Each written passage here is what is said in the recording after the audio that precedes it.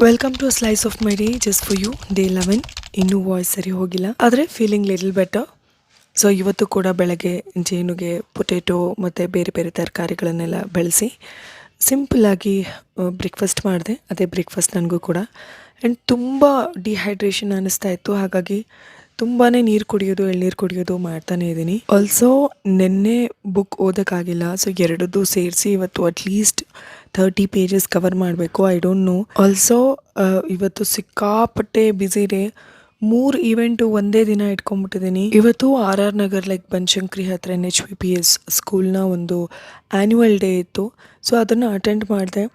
ತುಂಬಾ ಚೆಂದ ಅನ್ನಿಸ್ತು. ಪುಟ್ಟ ಮಕ್ಕಳು ಏನು ಮಾಡಿದ್ರು ಅದು ಖುಷಿನೇ. ಅಲ್ಲಿಂದ ಮತ್ತೆ ಬರಬೇಕಾದ್ರೆ ಎಳ್ನೀರು ಕೊಡಿದೆ ಆ್ಯಂಡ್ ಒಂದು ಪುಟ್ಟ ಮೀಟಿಂಗ್ ಇತ್ತು. ಅದನ್ನು ಮುಗಿಸ್ಕೊಳ್ಳೋ ಅಷ್ಟರಲ್ಲಿ ಯಶು ಕೂಡ ಜಾಯಿನ್ ಆದರು.